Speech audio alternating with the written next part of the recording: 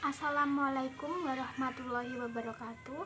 Perkenalkan, nama saya Yulisa Purnamasari, NIM 2020 SEK 44 dari Korsikesya kelas A2. Di sini saya akan menjelaskan tentang akuntansi syariah dan akuntansi perbankan syariah. Langsung saja, selanjutnya ada pengertian akuntansi syariah. Akuntansi syariah adalah bidang akuntansi yang menekankan pada dua hal, yaitu akuntabilitas dan pelaporan. Akuntabilitas tercermin dari tauhid, yaitu dengan menjalankan segala aktivitas ekonomi sesuai dengan ketentuan Islam. Sedang pelaporan ialah bentuk pertanggungjawaban kepada Allah dan manusia. Akuntansi syariah adalah suatu sistem atau teknik dari suatu pencatatan, penggolongan, dan peringkasan, pelaporan dan menganalisa data keuangan yang dilakukan dengan cara tertentu yang dapat digunakan dalam pengambilan keputusan ekonomi atau perusahaan dengan menggunakan prinsip-prinsip syariah yang terkandung dalam nilai-nilai Islam. Dasar hukum akuntansi syariah. Hukum dan akuntansi syariah bersumber dari Al-Quran, Sunnah Nabawiyah, Ijma atau kesepakatan para ulama, qiyas, persamaan suatu peristiwa tertentu, dan uruf, adat kebiasaan yang tidak bertentangan dengan syariat Islam. Kaidah-kaidah akuntansi syariah memiliki karakteristik khusus yang membedakan dari kaidah akuntansi konvensional. Kaidah-kaidah akuntansi syariah sesuai dengan norma-norma masyarakat Islami dan termasuk disiplin ilmu sosial yang berfungsi sebagai pelayan masyarakat pada tempat penerapan akuntansi tersebut. Selanjutnya ada tujuan akuntansi syariah. Adapun tujuan akuntansi keuangan syariah adalah sebagai berikut. Yang pertama, untuk menjaga aset dan hak-hak lembaga keuangan syariah.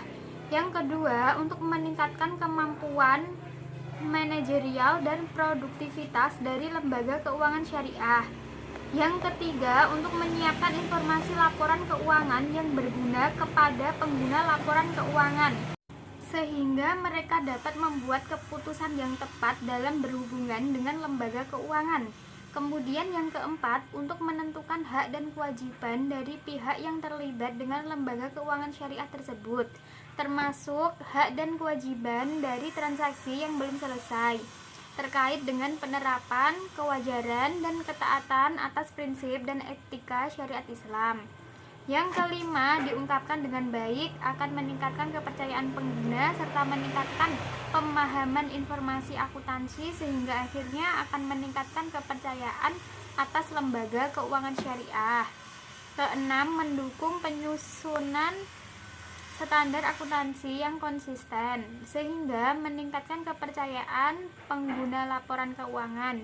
Yang terakhir yaitu sebagai laporan keuangan yang bertujuan menyediakan informasi yang menyangkut posisi keuangan, kinerja, serta perubahan posisi keuangan suatu perusahaan yang bermanfaat bagi sejumlah besar pengguna dalam pengambilan keputusan ekonomi. Prinsip-prinsip akuntansi syariah. Pada prakteknya, akuntansi syariah memiliki beberapa prinsip dasar yang membedakannya dengan akuntansi konvensional, yaitu sebagai berikut. Yang pertama, prinsip pertanggungjawaban. Karena dasar yang digunakan dalam akuntansi syariah ialah Al-Quran, maka prinsip pertanggungjawaban merupakan salah satu bentuk implementasi hal tersebut, di mana setiap hal yang dilakukan oleh manusia harus dipertanggungjawabkan. Yang kedua, prinsip keadilan. Prinsip keadilan dalam akuntansi ini memiliki dua pengertian. Pertama ialah keadilan yang berkaitan dengan praktek moral, yaitu kejujuran yang merupakan faktor yang sangat dominan. Pengertian kedua inilah yang lebih merupakan sebagai pendorong untuk melakukan upaya-upaya dekonstruksi terhadap bangun akuntansi modern menuju pada bangun akuntansi alternatif yang lebih baik. Yang ketiga, prinsip kebenaran berkesinambungan dengan prinsip keadilan. Prinsip kebenaran akan menciptakan keadilan dalam mengakui, mengukur, dan melaporkan dari transaksi-transaksi ekonomi. Contohnya pada aktivitas pengakuan, pengukuran, dan pelaporan yang tentu saja akan berjalan dengan baik jika dibarengi dengan rasa kebenaran. Selanjutnya, prinsip filosofis akuntansi syariah. Yang pertama, prinsip filosofis humanis. Humanis berarti bahwa akuntansi syariah memiliki prinsip yang manusiawi atau dapat dipahami dan dipelajari oleh manusia. Hal ini memiliki arti bahwa akuntansi syariah bukanlah hal yang asing, yang kemudian menjadi aneh di masyarakat. Yang kedua, prinsip filosofis emansipatoris. Emansipatoris berarti bahwa akuntansi syariah memiliki prinsip untuk membebaskan manusia daripada belenggu ideologi semua. Akuntansi syariah yang mengenal adanya perubahan yang signifikan mencoba untuk melakukan perubahan pemikiran yang tadinya sempit dan terbatas saat melihat bidang akuntansi ini dapat melihat akuntansi secara luas, holistik, dan tercerahkan. Yang ketiga, prinsip filosofis transendental. Transendental maksudnya adalah bahwa teori akuntansi syariah dapat melintas batas disiplin ilmu akuntansi itu sendiri. Selain itu, akuntansi syariah juga dapat terkait dengan bidang ilmu lainnya, seperti ekonomi, sosiologi, psikologi, etnologi, antropologi, dan bidang ilmu yang lainnya. Yang keempat, prinsip filosofis teleologikal. Teleologikal memiliki artian bahwa akuntansi syariah juga merupakan bentuk pertanggungjawaban kepada Tuhan Yang Maha Esa, sesama manusia, dan juga kepada alam semesta. Pertanggungjawaban ini adalah untuk menuju keberhasilan manusia kepada Sang Pencipta. Ciri-ciri akuntansi syariah yang pertama, dilaporkan secara benar, Quran Surat 10 ayat 5. Yang kedua, cepat dalam pelaporannya, Quran Surat 2 ayat 202. Yang ketiga, dibuat oleh ahlinya, Quran Surat 13 ayat 21. Yang keempat, terang, jelas, tegas, dan informatif, Quran Surat 17 ayat 2. Yang kelima, memuat informasi yang menyeluruh, Quran Surat 6 ayat 552. Yang keenam, informasi ditujukan kepada semua pihak yang terlibat dan membutuhkan, Quran Surat 2 ayat 212. Yang ketujuh, terperinci dan teliti, Quran Surat 65 ayat 8. Yang kedelapan, tidak terjadi manipulasi, Quran Surat 69 ayat 20. Yang terakhir yaitu dilakukan secara kontinu atau tidak lalai, Quran Surat 21 ayat 1. Kemudian kelebihan akuntansi syariah. Yang pertama, sistem bagi hasil. Akuntansi syariah tidak memiliki sistem bunga, namun menggunakan sistem bagi hasil dengan menanggung resiko bersama-sama oleh semua pihak yang terlibat. Dengan menggunakan sistem bagi hasil, keuntungan bisa dilihat dengan jelas dan sistem pembagian hasil telah ditetapkan sesuai kesepakatan di awal. Misalnya terdapat dua pihak, di mana pihak pertama berperan sebagai pemilik modal dan pihak kedua sebagai pengelola modal. Kedua pihak ini akan mengetahui bagaimana keuntungan datang dan pembagiannya sesuai dengan kesepakatan di awal. Yang kedua, menggunakan prinsip jual beli murabahah. Dalam transaksi jual beli, akuntansi syariah menerapkan sistem yang sesuai dengan ketentuan agama Islam. Misalnya transaksi antara bank dan nasabah yang ingin mengajukan kredit. Yang ketiga, terhindar dari riba. Riba adalah penetapan bunga saat pengembalian berdasarkan persentase tertentu dari jumlah pinjaman pokok yang dibebankan kepada pinjaman.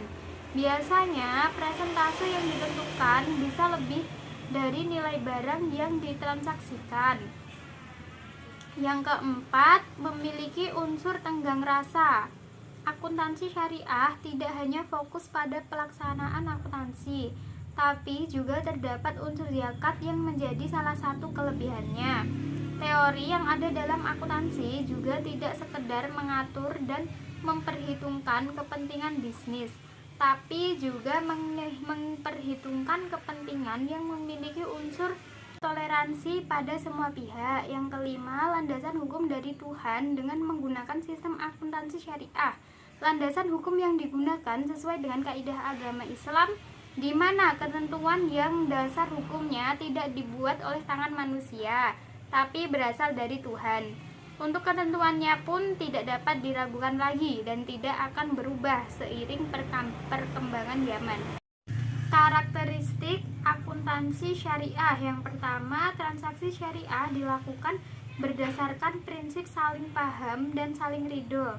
Yang kedua, prinsip kebebasan bertransaksi diakui sepanjang objeknya halal dan baik. Yang ketiga, uang hanya berfungsi sebagai alat tukar dan satuan pengukur nilai, bukan sebagai komoditas. Yang keempat, mengandung unsur riba, tidak mengandung unsur kezaliman, tidak mengandung unsur masyir, tidak mengandung unsur haram, mengandung unsur gharar. Yang kelima, tidak menganut prinsip nilai waktu dari uang atau value of money, karena keuntungan yang didapat dalam kegiatan usaha terkait dengan resiko yang melekat pada kegiatan usaha tersebut, sesuai dengan prinsip al-gunmu bil gunmi. Yang keenam, transaksi dilakukan berdasarkan suatu perjanjian yang jelas dan benar, serta untuk keuntungan semua pihak tanpa merugikan pihak lain, sehingga tidak diperkenankan menggunakan standar ganda, harga satu akad, serta tidak menggunakan dua transaksi bersamaan yang berkaitan dalam satu akad. Akuntansi perbankan syariah PSAK 59. Akuntansi perbankan syariah yang telah disahkan pada tahun 2009 mengatur perlakuan akuntansi, pengakuan, pengukuran, penyajian, dan pengungkapan transaksi khusus yang berkaitan dengan aktivitas bank syariah, termasuk prinsip mudharabah, musyarakah, murabahah, salam, istisna, ijaroh, penyisian kerugian aset. Bank syariah dalam pencatatan transaksinya telah mematuhi prinsip-prinsip syariah, yaitu dengan berpedoman pada pernyataan standar akuntansi keuangan atau PSAK nomor 101 sampai 110 tentang perbankan syariah. Pernyataan standar akuntansi keuangan atau PSAK syariah. Yang pertama, kerangka dasar penyusunan dan penyajian laporan keuangan syariah. Yang kedua, PSAK 59, akuntansi perbankan syariah. Yang ketiga, PSAK 101, penyajian laporan keuangan syariah atau revisi 2016. Yang keempat, PSAK 102, akuntansi murabahah atau amandemen 2016. Terima kasih, cukup sekian yang dapat saya sampaikan. Apabila ada kesalahan kata, mohon maaf yang sebesar-besarnya. Wabillahi taufik wal hidayah. Wassalamualaikum warahmatullahi wabarakatuh.